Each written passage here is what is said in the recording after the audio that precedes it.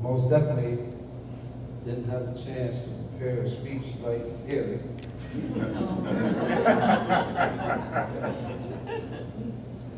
And to know that I am shocked. They did a good job with that. It's kind of huge for someone, as Dana said, to acknowledge the significance of acknowledging fathers, men, is because it restores order. Order has been taken from the culture.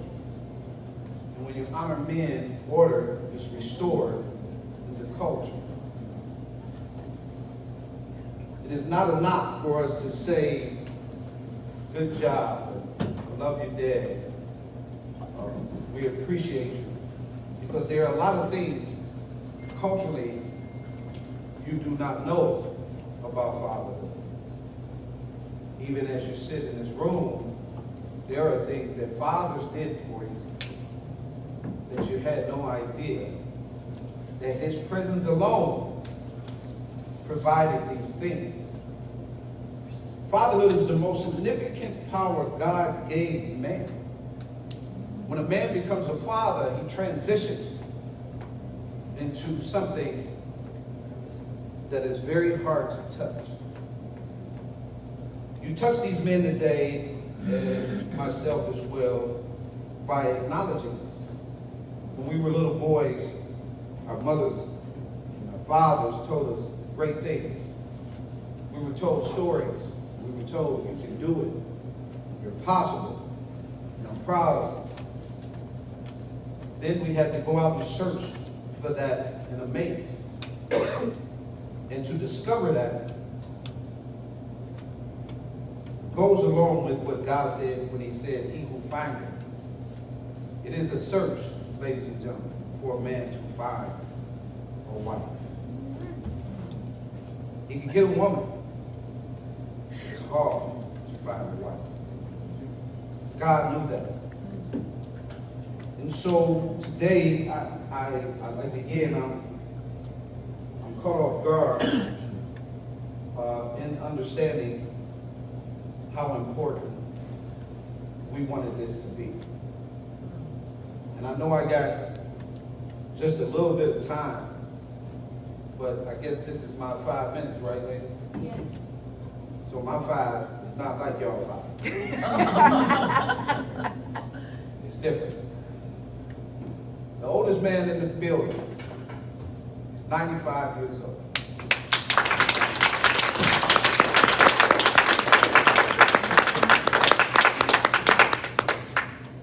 In the building is that acknowledgement that he was and is the last of the first cousin. And all the things that have been said about him, he's present to receive. Yes. He's present. So when we talk about the presence of a father, a lot of times we say, we just give it a paycheck. That's all. It's provision. Maybe a couple of jokes, but back to work. Right? Fatherhood brings a greater value. When we get into the science of fatherhood, there are some things that is beyond your mind and what it can conceive. This is why the success of children is connected to fatherhood involvement. Because a father touches the head and the toe. From the toe to the head, spiritually, essence, emotional, scientific, the father covers the being. This is why he's the father. God said, in the beginning, God created the heaven and the earth. Then there was Adam. The Bible doesn't speak to Adam being father first. It speaks to Adam getting a wife, a rib, then the children. Order, ladies and gentlemen. See, this one thing, and I really have to put this in perspective. For you fathers that are in your children's life, your daughters, when they receive it's time for their cycle, if the father is present, she gets it at a mature age. She doesn't get it at 8 right now. Scientifically, girls without fathers are having their menstrual at 8 years old, 9 years old, causing her significant harm as a child. Fathers shape the language. Speak correctly. We don't baby talk. Fathers, when a father takes a child to school, the child gets out and walks in. When the mother takes the child to school, the mother gets out, walks the child in. The child gives the mother exactly what she wants. It might be tears, it might be back talk, it might be any of the things. You got to speak. Father pulls up, opens up the door, the child gets out the car with confidence and walks right in. There's a difference when a woman has had a father. Crystal, Heather, Suzanne, understand. They can have a conversation. They're balanced, not fully emotional. They understand and they listen. Emotion to being a father can be harmful. You have a lot of that. Being a stepfather, some of us are stepfathers. Being a stepfather is a very tough position to start out in, but being a father allows you to make the adjustments to being a stepfather, being a mentor, being a community-driven man, to make a difference in kids' lives. It is not about you when you become a father. It's about what you apply to the children in their lives. When a child has his father from birth to 9, scientifically, the child lives longer. We have literally killed children without the presence of fathers. We speak to the process of leaning on the system. That when our children are born right now, children are impacted first. Foster care system. Children are impacted. Daycare systems. Black boys are 4 times likely to be removed from a daycare than he is high school. Wow. We have a lot of black daycares. Yes. That's significant.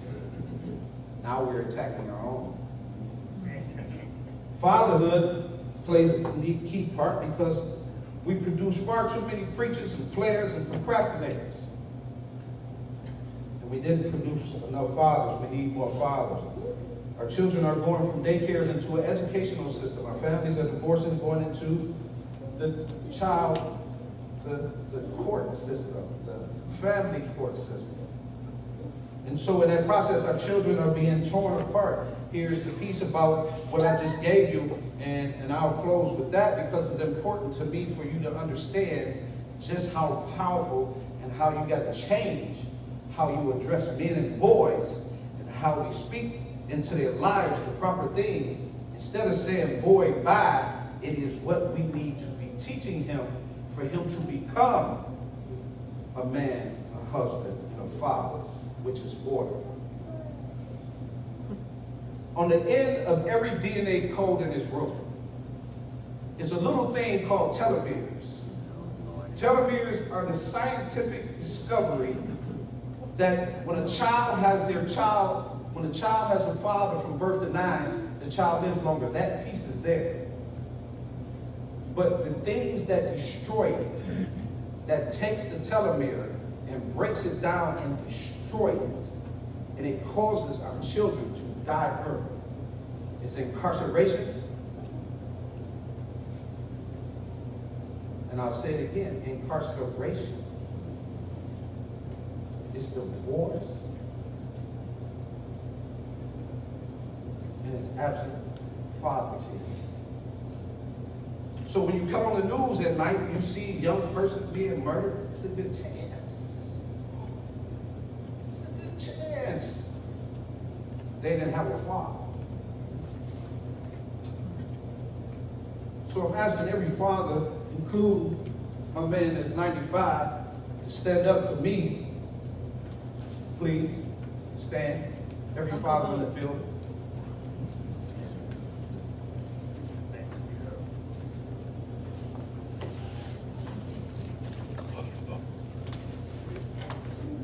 Ladies, I'm asking that you pray for these men and their decision-making as fathers, stepfathers, uncles. Pray for these men. Because the work is not done. And the work is constantly given. And these men, that every story I've heard in here, I heard about what these men are doing. We owe it to the culture to be the very best that we can be, regardless to circumstances. We owe it to the culture. So I'm asking that you give these men a hand.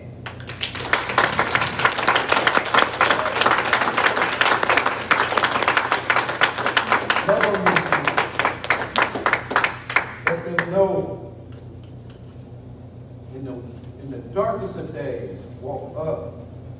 We take touches, hugs, and I just appreciate you, and I love you. We take those things. And we give those things, we turn around and give those things back. We give them back. We don't hang on to them. We might give it to a friend, but you are the fuel to this engine. This is an engine. This is what makes the car go. You never could drive a car without an engine. It's never happened. This is the engine. The oil must be changed 3 times a week. 3 times. Change my oil 3 times. Sometimes 5. We'll take that. But you got to make sure that he is loved. Show him he will give you more than what you ever bargained for. And I appreciate you. I love everybody that is present. This was huge. This is the first one. This is the first one. And I'm glad to be significantly involved with something where fathers can be appreciated for all the great things that you do. Love you, brothers. My name is Calvin C. Mann. I'm the son of Reverend Columbus and Hollyville Mann. My parents broke the gospel, so I go happy day. Therefore, it can be his greatness, God's greatness. Thank you.